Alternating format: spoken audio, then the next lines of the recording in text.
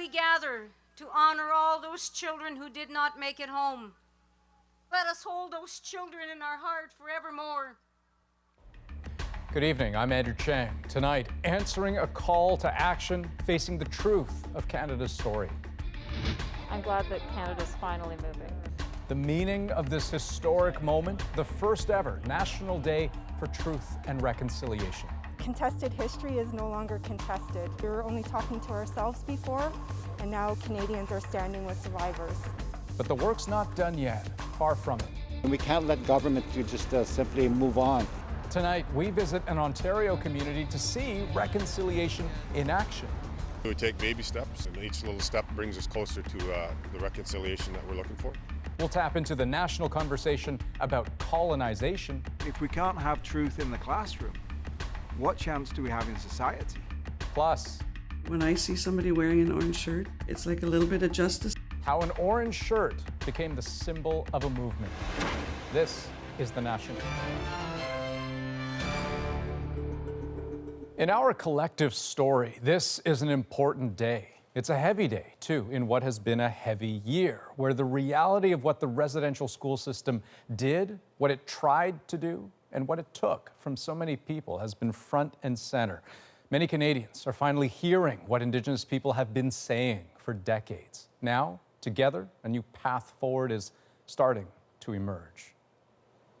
6 years ago, the Truth and Reconciliation Commission released 94 calls to action, establishing a national day for truth and reconciliation.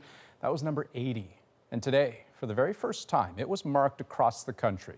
Joanna Remiliotis shows us how. Their ghosts woke a country, the children who never came home. To many here, this day marks an end to the deafening silence that surrounded their stories for so long. This recognition, it shows that, yes, they did not lie, that they were all warriors. There was gratitude on a day of national lament and a day of reckoning too, sparked by a string of announcements of unmarked graves near former residential schools. To the children, thank you. The hope is their silent voices begin the healing too. Thank you for coming here today. May your hearts continue to be September 30th each and every day. But the road to reconciliation is long and it is still painful. This day coincides with Orange Shirt Day, a day that honors Indigenous children taken from their homes to residential schools. Supporters here walked for days, some still living with that dark history. This is a really important day for us because it's got to bring awareness to all of Canada what our First Nations suffer through with the residential school, and we can't let government to just simply move on. When we were in a residential school, there were no birthday parties. No birthday parties then, so one was held for survivors to help reclaim what was denied.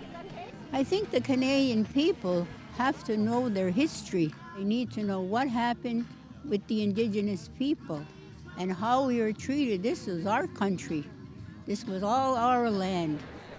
And today demands too for more than reflection. When I talk about action, I'm talking about why were all these graves, why are they being discovered now? Where was the cover-up? Who's accountable to this, and can we have some justice? A call for justice and patience, especially for those still hurting. We need time, we need patience and we need understanding.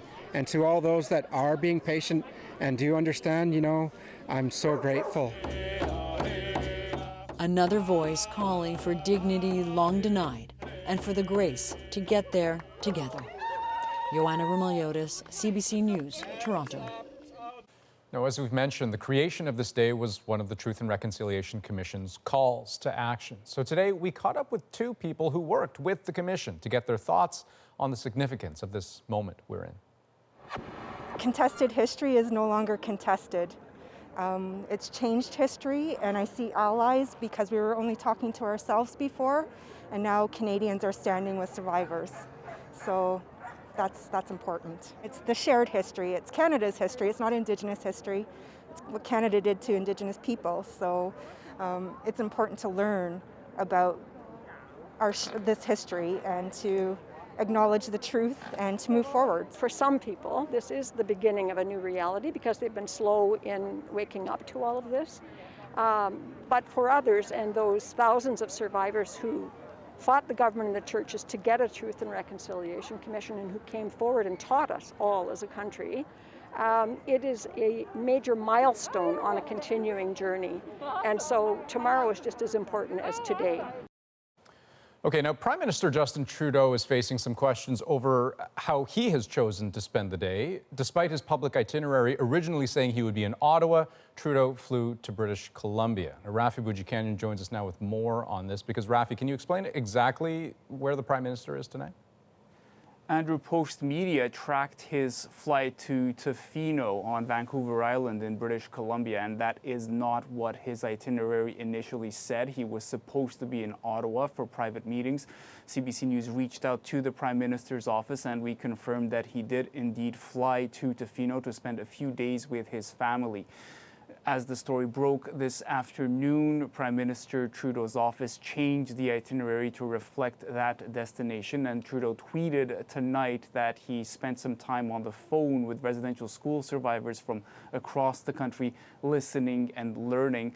He did appear at an event last night in Ottawa where he urged Canadians to spend today reflecting on the dark legacy of residential schools. And Rafi, what kind of reaction are we hearing on this? Tk'emlúps Tk'emlúps First Nation tweeted out that it had sent 2 heartfelt invitations to the Prime Minister to meet with some residential school survivors today. Of course, that is the First Nation that first restarted this national conversation about residential schools when it announced the grim discovery of potentially hundreds of unmarked graves at a school site in Tk'emlúps, BC. Okay, thanks, Rafi. You're welcome. Well, there is one community celebrating a small but meaningful step towards reconciliation tonight in Ontario's Bruce Peninsula region. 25 years ago, Saugeen Ojibwe Nation, which is made up of 2 First Nations, launched a claim to recover lands surrendered to the British Crown. Litigation with the provincial and federal government continues. But in the spirit of reconciliation, the nation and the town of Saugeen Shores have reached a settlement, one that both sides are celebrating as a bridge forward. Katie Nicholson takes us through it. The sign says Zabignigan, Ojibwe for we are connected. And after a decades-long rift, today, no doubt, that is true. As a settler, I just want to say thank you to Saugeen for allowing me the incredible gift to grow up here. 2 communities meeting in the middle, on the bridge that connects them. Something they did on paper last week. A few months ago, we were nowhere. And today we're celebrating truth and reconciliation, but also settlement of this land claim.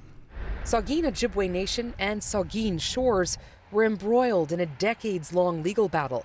The chief remembers the early days. There was a lot of back and forth with, racial slurs and a lot of different confrontations that went on. But a few months ago, they sat down in the spirit of reconciliation and brokered a deal.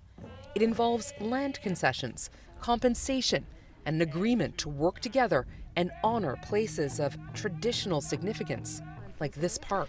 Yeah, so this will be a real collaborative project that will work. Caravan Mile worked on the deal for the town. Our agreement goes beyond just land and money and actually starts to talk about our shared future and how reconciliation looks like between our communities. Like everybody in my community knows somebody from the Saugeen Ojibwe Nation, plays hockey with them, went to school with them, curls with them. That interconnectivity, a driving force behind the resolve to move forward. And that's really what this agreement is about. Stopping fighting in court, stopping eyeballing each other across a courtroom, and doing the work we need to do to reconcile our communities. Today they doubled down on that commitment, installing this powerful reminder to honor the process of truth and reconciliation in every decision. Katie Nicholson, CBC News, Saugeen Shores. Now, children across the country marked the significance of today with activities to honor other children separated by time and tragedy. The responsibility to work to make this better is a great thing. We can take this responsibility and own it in a good way for ourselves. These young Indigenous people arranged thousands of tiles, hand-painted by students across the country in tribute to residential school survivors. While these students in Toronto made thousands of orange flags, each with the words, "Every child matters." Calls for better education on residential schools were key among the Commission's 94 calls to action. Here's Deanna Sumanak-Johnson on the changing culture in Canada's classrooms. One of many school events this week, teaching young Canadians about Indigenous people and the truth of what happened in residential schools. Students are more than willing to learn. They're eager to learn about Indigenous perspectives, and teachers are more than willing to teach. I wanted to be. But how best to teach it to students of different grades has been a delicate balance. This educator says even the youngest learners can be taught about Indigenous life before the settlers came. Learning about the land, learning Indigenous languages, those are huge. And if in kindergarten to grade 4, if they can really develop a strong understanding of those things, when you get to contact, then you can start having some of those harder conversations about what happened. And now that will happen in Ontario. It's just announced mandatory lessons on Indigenous peoples earlier in grades 1 through 3, starting in September 2023. Our children that went to residential schools, they are the bravest people that I've ever known. What to include in the books our kids are learning from has also been a challenge for Canada's educational publishers. This publisher and retired teacher says kids who learn about Indigenous people often become their family's teachers. They're telling their parents about residential schools, or they're telling their parents about some other aspect of Indigenous history that they may or may not have known. This is what the true essence of reconciliation is. It's educating others. On our home screen, we have a collection related to the National Day for Truth and Reconciliation. One thing helping educators make that shift, quickly updated online learning materials so they don't have to wait years for textbooks to be reprinted. So when you wait to change those things on a publishing cycle, you're losing a generation. And let's face it, if we can't have truth in the classroom, what chance do we have in society? A sentiment key to reconciliation. Deanna Sumanak-Johnson, CBC News, Toronto. Now, one last note on this story. An important message today from Canada's first Indigenous Governor-General. Today, speaking in English, French, and Inuktitut, Mary May Simon urged people to make reconciliation a way of life. Today, I want to communicate a message to you. La réconciliation demande de chaque personne des efforts tous les jours.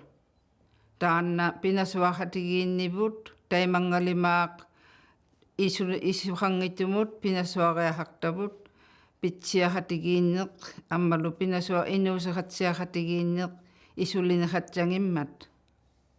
En cette première journée nationale de la vérité et de la réconciliation, je vous invite à prendre un moment pour la fraîcheur à l'histoire canadienne complète. Okay, now to Canada's COVID story. Tonight, our focus is on the continuing crisis playing out in Alberta's hospitals. Days after turning down outside help, Premier Jason Kenney has reversed course, accepting aid from Ottawa and Newfoundland and Labrador. But as Aaron Collins shows us, the pressure, strain, and stress the deadly fourth wave is causing in that province is being felt by just about everyone. The ups and downs of life in a pandemic. Zav Mathieu knows them well. The 4-year-old has epilepsy. His doctors say he needs surgery to prevent brain damage from seizures. But hospitals bursting with COVID patients mean he and his family have to wait. Right now, we don't know if it's going to be tomorrow, next week, or in 2 months. The worry that without surgery soon, Zav will struggle to develop down the road. To imagine that our 4-year-old is at the peak of his cognitive development right now, and the rest is just going downhill. That's really sad to think about. This is the human impact of a healthcare system on life support. This family's hope more Albertans will get vaccinated. Well, the provincial government wants the same thing, announcing today all of Alberta's public servants must now be vaccinated or show a negative COVID test result. Over 200,000 more Albertans now have protection from due to COVID vaccines over the past 3.5 weeks. That's great news, but we have to keep the momentum going. A move sure to stir up opponents of vaccines in the province. Anger at the way the pandemic has been handled runs deep here. The empty tables tell the story at this rural Alberta cafe, a business on the brink. A lot of sleepless nights wondering how we're going to keep our staff employed. No indoor dining here, just takeout and patio service. The owners opted out of the province's vaccine passport system, worried about the fury their staff could face, asking customers for proof of vaccination. Steamed by the government's handling of this pandemic. The whole open for summer thing, it was great. I didn't believe it because I don't believe them anymore. There's only so many times they can lie to you, and at this point, that's all it's been, is lies. Many Albertans clearly frustrated, caught in a relentless fourth wave they were told would never come. Unsure if a government that dismissed even the possibility of this crisis can be trusted to lead them out of it. Aaron Collins, CBC News, Calgary. Well, online retailers have just exploded during the pandemic, but our colleagues at Marketplace have discovered your clothes could arrive with something very unexpected. I think this trench coat is hazardous waste. Coming up, an investigation into the hidden cost of cheap clothes. Plus, Michael Spavor and Michael Covert are home, but is the Canada-China relationship permanently damaged? Canada observed the rule of law, and 2 Canadian citizens paid a heavy price for this commitment. Rosie and the At Issue panel are here. First, on an emotional day for residential school survivors, we're going to take you to a community rebuilding its culture and language in the very place that tried to erase it, wipe it away. The Tk'emlúps people are taking it back in the building that took it from us. We're back in 2.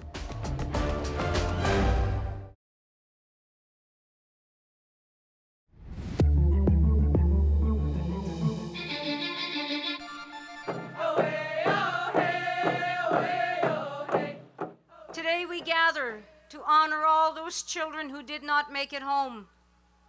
Emotional moments from Canada's inaugural National Day for Truth and Reconciliation. It was the dramatic revelation from a BC First Nation that sparked a national conversation about the missing.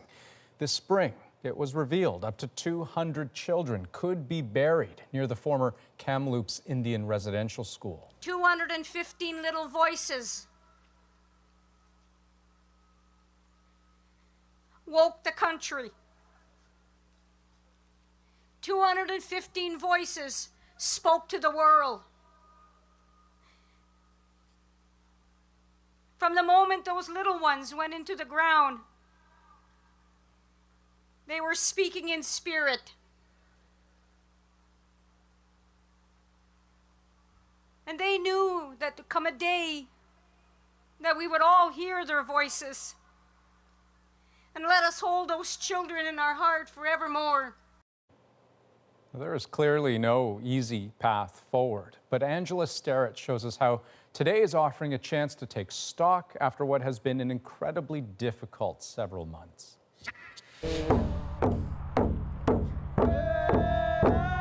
Standing in the shadow of an institution that once attempted to destroy their people, the Tk'emlúps de Secwepemc are taking back what residential school couldn't claim. We're honoring each other as survivors. We're honoring the children, our ancestors from past. As part of their healing today, they're teaching the world this honor song, once forbidden, at the Tk'emlúps Indian Residential School.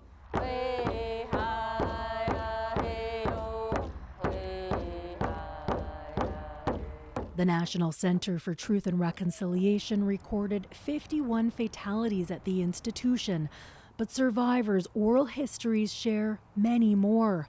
A ground-penetrating radar survey found 200 areas of interest that could be unmarked graves of children who never made it home. Tk'emlúps de Secwepemc Cookpee Chief Roseanne Casimir says it was emotional on every level. It was almost earth-shattering in the fact that it was reopening those traumatic wounds that they have felt so long ago. But now she said that truth can be told and healing can begin. Everything's changed. Ted Godfredson is the Language and Culture Department Manager with Tk'emlúps. At residential school, his mom and all her siblings were taught to keep silent and oppress their emotions. But revisiting stories about the missing, being heard, being believed, broke that silence. For the first time since I was born, this has affected her in a way that nothing else has. She's been emotional, so it's been really hard to see, but it's really good at the same time. Now, he said, it feels like the country's headed towards a reckoning, witnessing truth and reclamation. We relearn our languages. We relearn our cultures. We get back on the land. We do the things that our people have done that have made us healthy, happy, strong, cohesive communities. That's where we go. That's how we heal ourselves. That was me.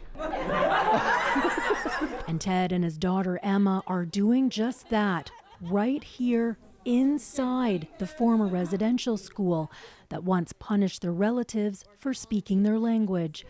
Now a classroom, once a dormitory, lived in by survivors who now teach this Secwepemctsín language class. And it's so empowering that I'm learning in that building, and my sister and my cousins and the Secwepemc people in general are taking it back in the building that took it from us.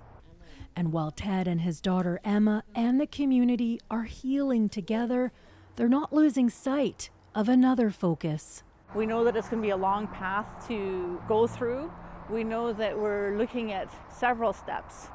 And, we have further investigative work that needs to take place. We have to ensure that the children that are in our care, the Lesquay, the missing, truly honored and respected and commemorated. She said about 160 acres still need to be surveyed on the institutional grounds. She's hoping for an apology from the Pope and waiting on requested documents and resources from both the church and the federal government. Keep those children in the back of your minds and bring them into your heart and your thoughts, and wear orange and be in solidarity with all of us.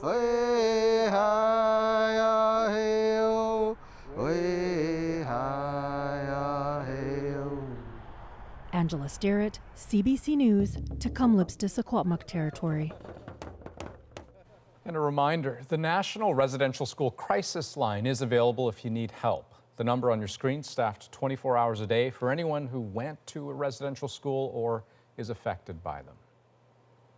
Now, residential school survivors are marking this day in different ways. Some, as we've seen, are attending events, even speaking to crowds. But for others, this is a quieter day. Hi, my name is Roberta Anderson. I am a Cree beadwork artist from the George Gordon First Nation in Saskatchewan. I started beadworking 6-7 years old, stringing beads from my mother. She was a beadwork artist also. And I'm a residential school survivor. I was there for 10 years. My mother was in the missing and murdered Indigenous women. She was murdered in 1975. I had 2 sisters that were taken in the 60 scoop. I think with that Truth and Reconciliation Day, I find it's comforting to know that the rest of Canada is starting to see what we went through. For me, it'll be a day of reflection. I'll sit and think about everything, but I don't talk about a lot of things, because once you open that, it's really hard to come back from that. Everything is playing a big part in who I am and what I am today, but I have my beadwork, I have my children, I have my grandchildren, and I have a husband. So I do the best that I know how to do. Now, many Canadians are also marking today by wearing an orange shirt. The movement originated, though, from one woman's story. I chose a bright orange shirt with the shoelace string in front. It was bright and exciting, just like I felt to be going to school for the first time. How that orange shirt became the color of change and how she feels about today. Plus, a marketplace investigation reveals some of the most popular online retailers may be sending you more than just clothes. But first, Rosie's here with that issue. Hey, Andrew, this week we are talking about post-election priorities, how fast this government can actually move on some of its promises. We get to move even stronger, even faster on the big things that Canadians really want. Plus, what's next for Canada's relationship with China? Chantal, Andrew, and Althea will join all of us to talk about that and more right after this.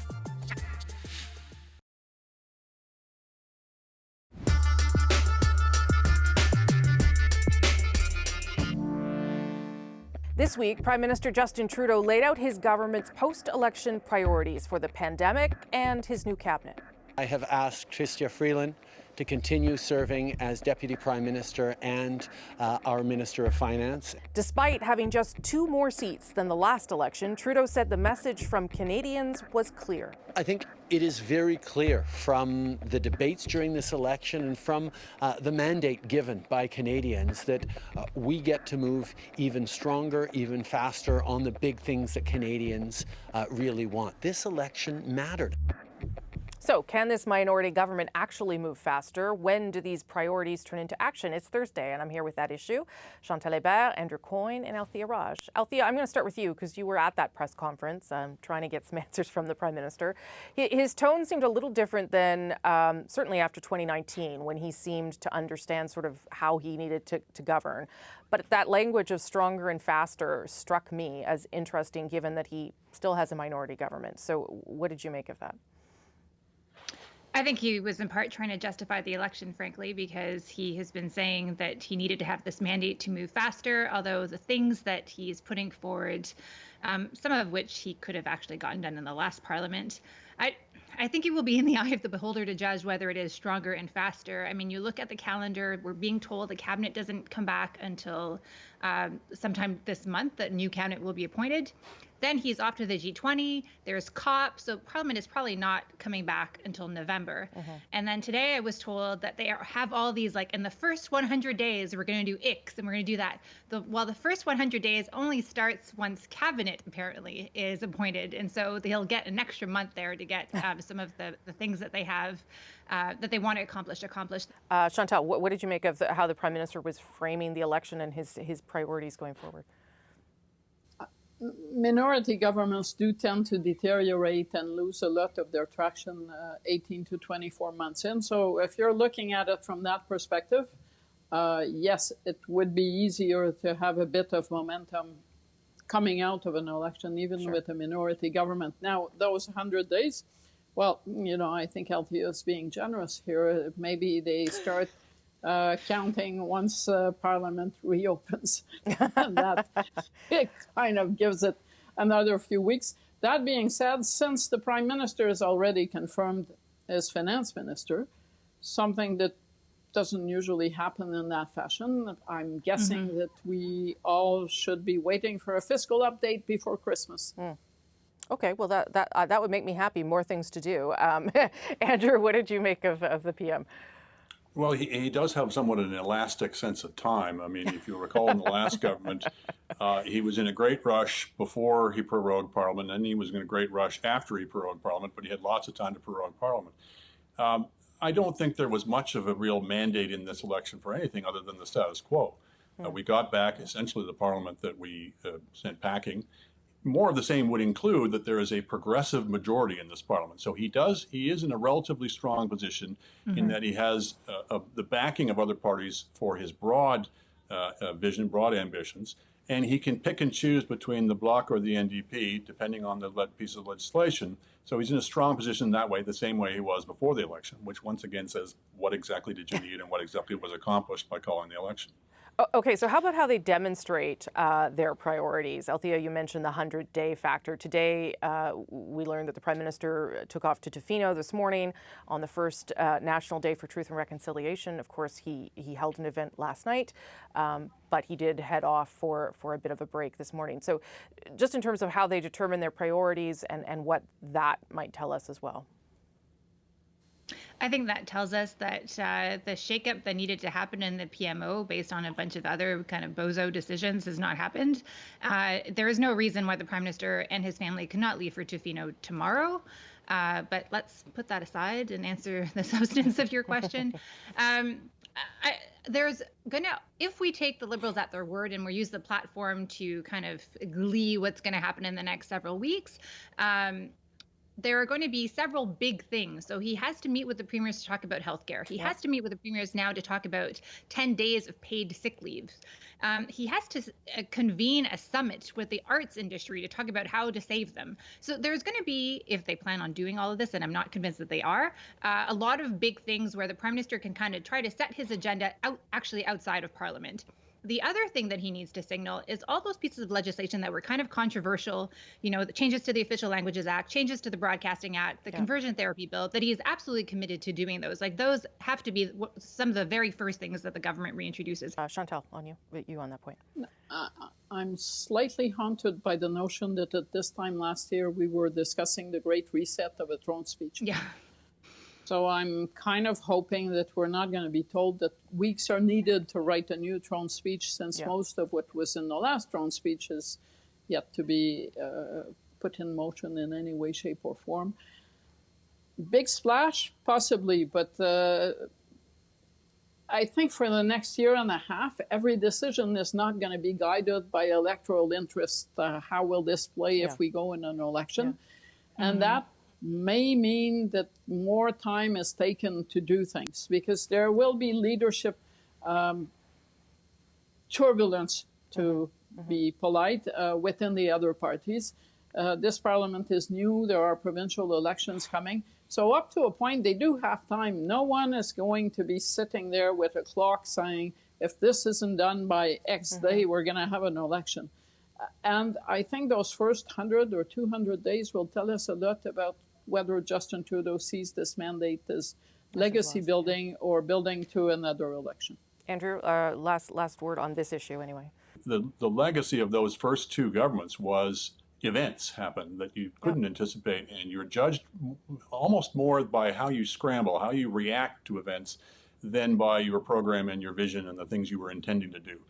So they did pretty well on handling Trump. They did maybe a little more mixed response on how they handled the pandemic, and something will be coming up that they can't foresee. For example, we're seeing the rumblings that inflation is going to be much more of a spike and much more perhaps long-lived than people had been anticipating, and they're going to throw a lot of their fiscal plans into disorder. I only have a very short time, and this is a very big topic, but speaking of events unfolding, since we last spoke, Michael Kovrig and Michael Spavor returned from China, were released. The Foreign Affairs Minister, Marc Garneau, talked about this at the UN meeting earlier this week.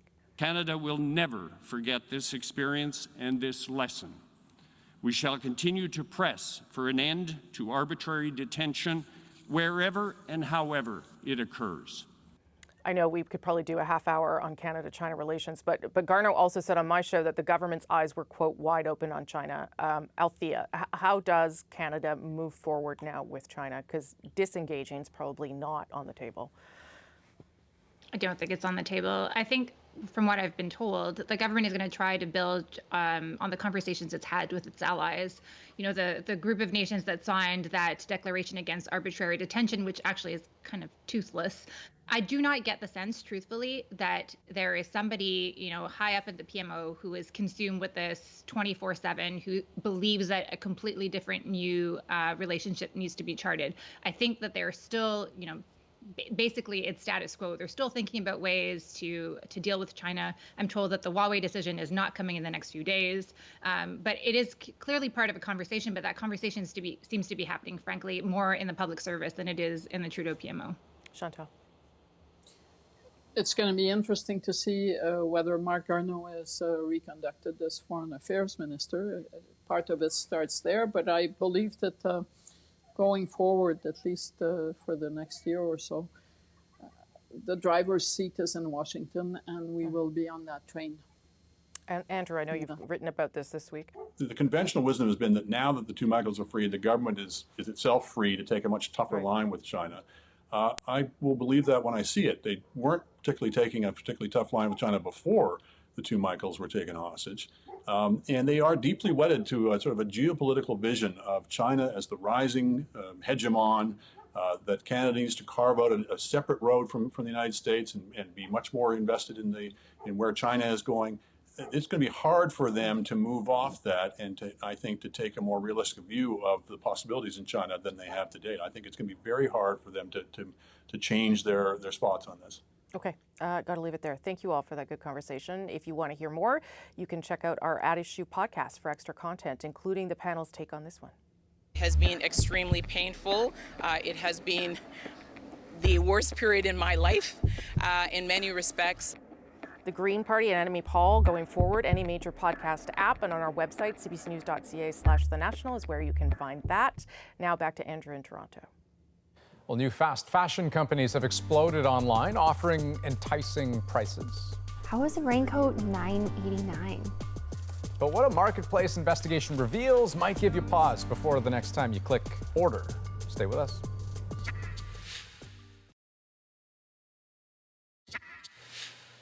Welcome back. Online shopping has really exploded during the pandemic, but our colleagues at CBC's Marketplace took a closer look at some of the most popular fashion stores online. And as Charles Liagro shows us, your package could show up containing more than just clothing. So like they have sweatpants and like cargo pants. This is how 14-year-old Camila Diaz and her friends find their clothes. Ultra fast fashion. There's plenty to choose from, and by most accounts, it's cheap. How is a raincoat $9.89? But what's the real cost of these cheap clothes? To find out, Marketplace did some online shopping too, from 6 super popular retailers that don't have brick and mortar stores in Canada. Country of manufacture was China. We asked a team led by the University of Toronto to put 38 articles of clothing and other items under the microscope, testing for chemicals and heavy metals that may be toxic in some quantities. 20% of the items had elevated levels of those elements. Environmental chemist Miriam Diamond flagged the elevated levels of phthalates on this bag from Zaful, a chemical used to make plastic pliable and a known endocrine disruptor. Endocrine disruptors are a wide range of chemicals that have the ability to alter our hormone levels. The phthalates in particular are known to disrupt male reproductive system function. But that's not all our tests uncovered. The levels of lead in this kid's coat from Shein were found to be nearly 20 times higher than Health Canada's allowable limit in children's products. I think this trench coat is hazardous waste. Of the 6 retailers we tested, only Shein, Zaful, and AliExpress's items were flagged as toxic or concerning. All say they've pulled these products from their Canadian sites while they continue to investigate. And Zaful says they've refunded customers who bought that clear tote bag. You can wash something like... Experts suggest washing your clothes before you wear. It'll reduce your own exposure. But over the long term, that's not a good enough solution. Still, the safest bet when it comes to chemicals on clothing is to buy less ultra-fast fashion. I saw this really cute cardigan. Something Camilla says she'll try to do from now on. Charles Liagro, CBC News, Toronto. And you can tune in tomorrow night for the full results of Marketplace's investigation and what you can do to keep you and your family safe when shopping online. Watch the season premiere at 8 p.m., 8:30 in Newfoundland on CBC Television and GEM. Now, plastics are not only lurking in clothes, they're also showing up in our lakes. You see that? Reason pellet from plastic industry. Coming up, why little is being done about the waste in our waters. Stay with us.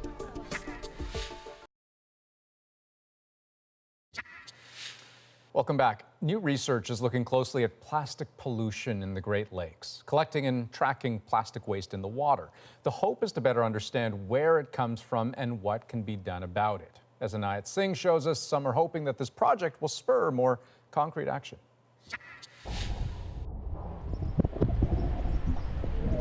Did you see that? Reason pellet from plastic industry. And then there's a bottle cap and a piece of styrofoam. Chelsea Rockman's research team at the University of Toronto has been tracking plastic trash in Toronto Harbour this summer. Here you have the GPS tracker. They're using bottles with the GPS inside tossed around Lake Ontario to figure out where the waste ends up. They're also using underwater vacuums known as sea bins to collect the plastic waste for analysis. I can already see lots of foam in there. I can see some pre-production pellets. 13% of the waste they found last year was made up of these pellets, the raw material all plastic products are made from. But we don't know which company they came from. So if we find them in a particular watershed, we know it came from maybe the 20 to 30 industries that are upstream. Another study by Western University also found the pellets all over Great Lakes beaches, most in areas with a lot of plastics facilities like Toronto and Sarnia. Collaborating on that study was a group of artists who brought the issue of plastic pollution to life in an exhibition on Now in Toronto. This artwork used over 7,000 pellets found on just one beach. I think the piece can bring a visibility to this particular type of plastic pollution, which is, it's just not known and it's really hard to see. Canada's plastics industry is working on the problem. Operation Clean Sweep is an initiative to stop spillage of these pellets at plastics facilities and during transportation. We're working with our members to make sure they're putting in place the leading technology, policies, and practices. But this environmentalist says industry-led initiatives are not enough. Governments must step in with regulations. If you had an oil spill somewhere around here, you'd have to call a very specific government hotline, and you have to get a process going because an oil spill, you know, is something that we deem quite visibly as toxic. Well, plastic pellets are oil. They're just a solid version of it. Why aren't we reacting in the same way? Scientists, activists, and artists all hoping to inspire meaningful action to protect this important water resource, all while these sea bins continue to suck in more and more plastic pollution. Inayat Singh, CBC News, Toronto. And when we come back, the woman whose tragic story inspired all those orange shirts you saw today. It's a day to honor survivors and their families and those that never made it. Her reflection on the National Day for Truth and Reconciliation next, but first. Please welcome Marjorie Lee.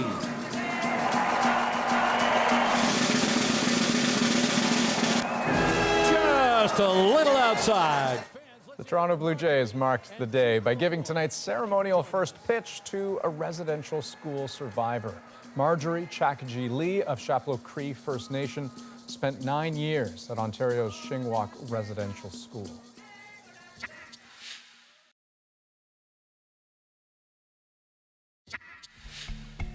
In addition to the first National Day for Truth and Reconciliation, today was also Orange Shirt Day. The Orange Shirt movement started in 2013 to honor what was stolen from 6-year-old Phyllis Webstad on her first day of residential school. In a special produced for CBC television, she shared her story and her reflections on how the movement has grown today. This was the beginning of that feeling that I didn't matter.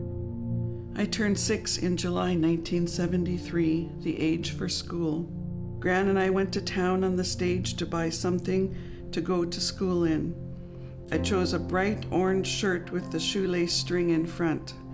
It was bright and exciting, just like I felt to be going to school for the first time. I can remember arriving at the mission. The building was huge.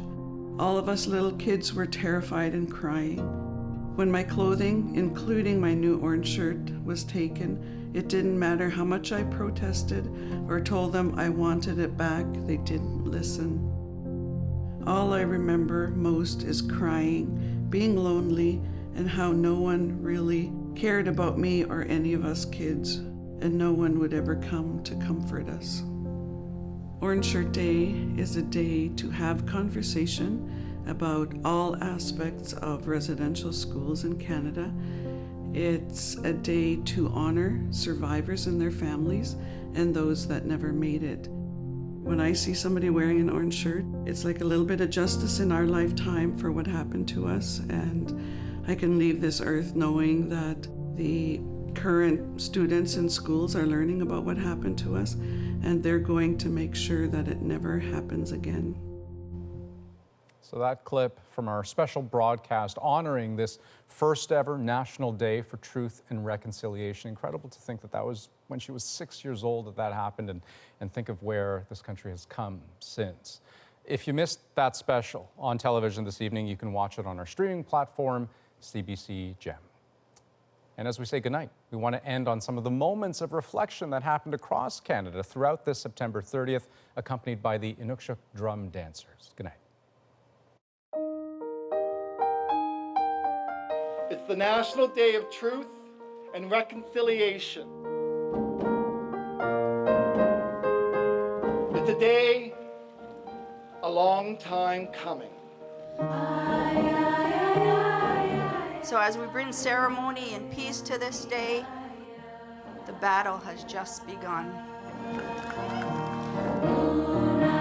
True reconciliation is about learning, sharing, and growing as a country. This child's my fellow human being. They went through a lot, and I want to help out and make sure that history doesn't repeat again.